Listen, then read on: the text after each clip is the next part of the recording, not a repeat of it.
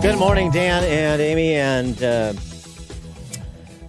turning our attention away from the RBG vacancy for a moment. There are some other matters to get to, particularly as it relates to the November 3rd election.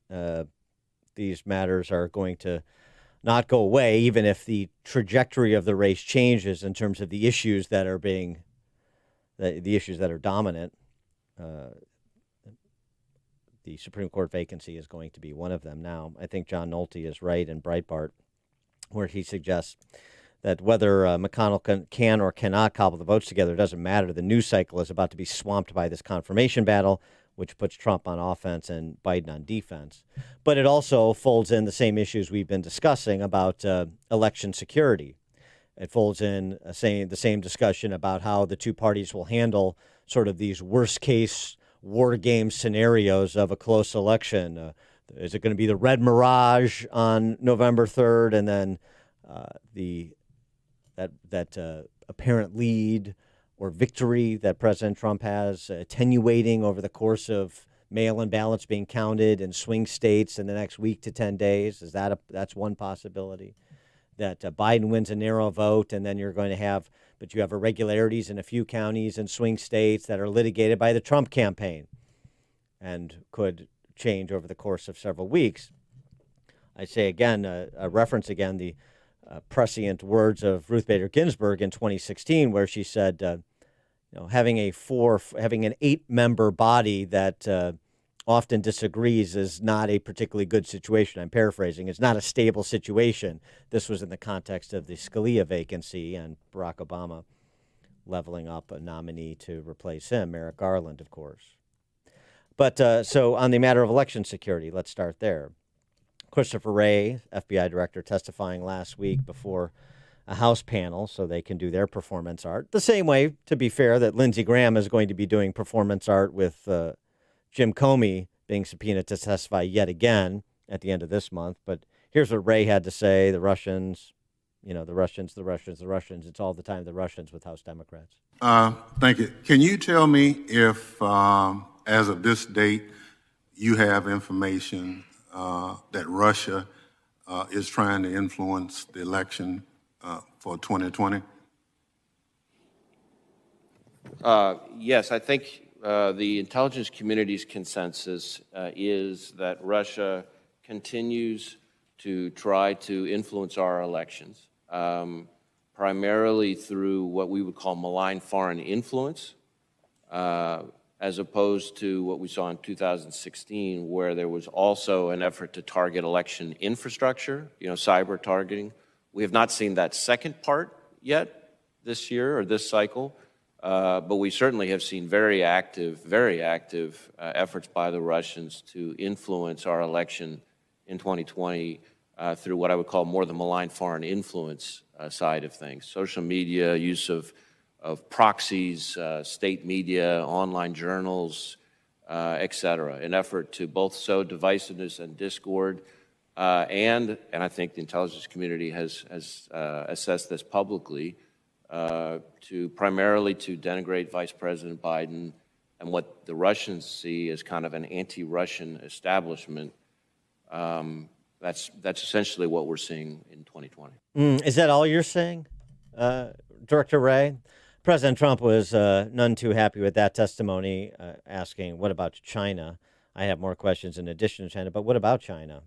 And what about, Director Wray, serving as the means to running interference for House Democrats who are trying to, and Senate Democrats for that matter, who are trying to tamp down and delegitimize the forthcoming report from Ron Johnson's committee in the Senate, Homeland Security, on the Chinese and Hunter Biden's curious business relationships both in China and Ukraine. What about serving as a stooge for that effort, Director Wray?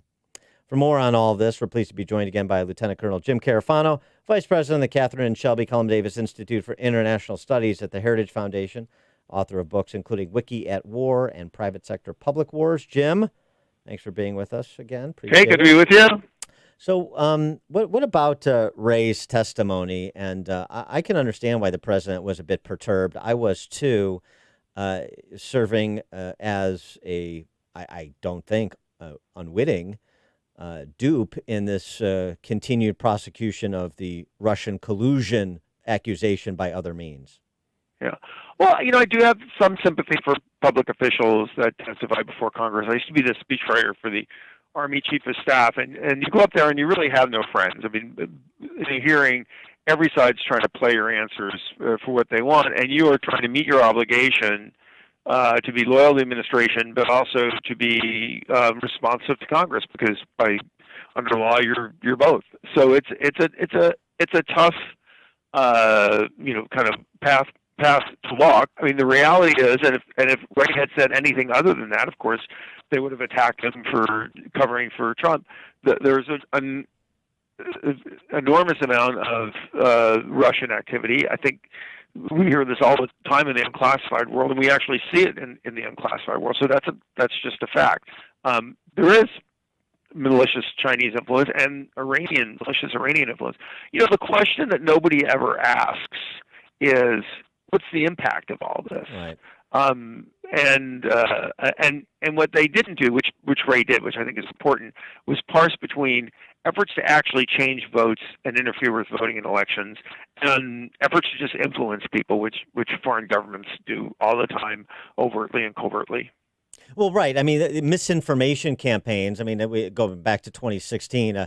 The handle was basically Russian misinformation campaigns, 125 grand on Facebook ads and so on and so forth. I mean, give me a break in the context of a $2 billion election, in the context of what Facebook and Google arguably do to manipulate and persuade based on how they cure their content or construct their algorithms. Yeah, I think that's a really important point. And the other thing is look, and I think Ray has said this, and other officials have said this, and the Russians are not interested in getting a candidate elected. They're interested in causing confusion, division, disruption. That's their goal. I mean, and it is classic Soviet-style disinformation measures that they've been practicing forever. I mean, Putin literally dusted off the KGB handbook and pulled it back. I remember during the Cold War, they used to attack the Pope because they hated, Catholicism and everything, until the Pope adopted a stance of being anti-nuclear, and then, of course, they were actually putting money in supporting the Pope because he was anti-nuclear. So they don't have a favorite other than chaos.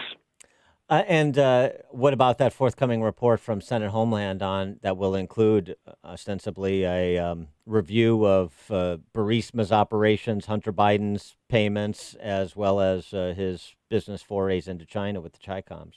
Yeah, well, I think I think it's a legitimate question. I mean, I don't know what's in the report, so we can't prejudge it. But I think these are all legitimate questions. I mean, and I think critics can't say, "Oh my God, you're just doing a fishing expedition," because essentially that's what they did against Trump on much, much, much less evidence. Right. It's not like it's in dispute that Hunter Biden was paid millions of dollars from Burisma, and we know a lot about Burisma and the principles there. It's not in dispute that his Rosemont Partners was infused with $1 billion of Chinese communist cash for their ventures and so forth. So, I mean, those things aren't in dispute. There literally is a money trail there, or something that didn't exist, for example, with the Russian collusion investigation. Yeah, and look, I think there's two issues. There's one is criminal activity, which is very clear. If you broke the law, you broke the law. If you didn't, you didn't. And the other is judgment. And, of course, his not running for president, his father is. But prudence and judgment are something that you weigh. Look, I mean, this is the standard that Trump was held to, and he's continually held to. And I think it is fair for both sides. There's increasing talk, and this is a national security issue too, even though it's domestic in nature, increasing talk about, in advance of this idea that do not take what you see on the streets of America's cities, big and increasingly small, Antifa, Black Lives Matter, at least those activists who engage in or promote violence, do not take this lightly. It's not just about violence. It's about a violent overthrow. And they're op-eds, including at respected outlets like American Mind, saying "Stop the coup" come November 3rd. Is that overheated, or is that a legitimate perspective that you have trained Marxist activists like those founders of Black Lives Matter who state unequivocally and unapologetically that essentially they believe in the Marxist revolution of the proletariat or some facsimile of it? Well, I mean, I think this gets to a really important question. You know, we have organized violence. That's not up for question. But now the issue is what can you demonstrably prove about who's behind the organized violence and what are their motives and intent? I think these are really important questions because on the one hand, you have very aggressive rhetoric. And the question is, can you link that rhetoric to the violence and to an actual agenda? And I think these are the real questions, which is why I think, for example, the RICO investigations or organized crime investigations from the Department of Justice are absolutely totally appropriate because these are really, really important questions. Between now and Election Day on all geopolitical fronts, where do you expect, if anywhere, more progress to be made in advance of peace? The Trump administration continuing to build on the progress between Israel and UAE and Bahrain in the Middle East, somewhere else? Well, that momentum seems clearly be picking up steam, and you know, it's not even just in the Middle East. Honduras recently announced that they're going to reestablish an embassy in Jerusalem. So there's a larger momentum going on here, I mean, and in part it is pushing back in Iran. We all get that. In part, it's also a concern about China and the need to link together on that, and in part because people see the U.S. stepping up and providing the kind of leadership that gives people comfort in the sense, look, we're in an era of great power competition that you either pick sides or try to be Switzerland. Very hard to be Switzerland. Which side are you going to pick? And increasingly we see people picking the side of the free world. I think that's incredibly important. Regardless of what happens in November, these key elements of U.S. foreign policy, which really are kind of setting the stage for the United States surviving and thriving in an era of great power competition, are so important and have to move on forward. He is Lieutenant Colonel Jim Carafano, VP of the Catherine and Shelby Cullum Davis Institute for International Studies at the Heritage Foundation. Jim, always a pleasure. Thank you. Thanks for having me. And he joined us on the Turnkey.Pro answer line. Connect with Dan and Amy on the AM 560 The Answer mobile app. Just text the word app to 64636 to download the app today.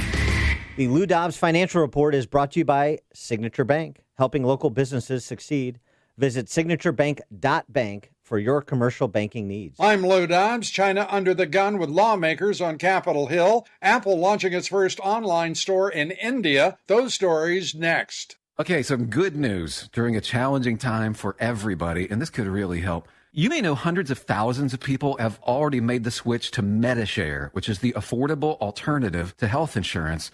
And with so many people looking at how they pay for healthcare right now, seeing premiums going up or the cost of COBRA plans, Medishare has extended their special offer, and a lot of people have taken advantage of it. Simply apply by September 30th, and they will waive your new member fee. That's $170 savings. And of course, that's just a start. The typical family saves $500 a month after making the switch.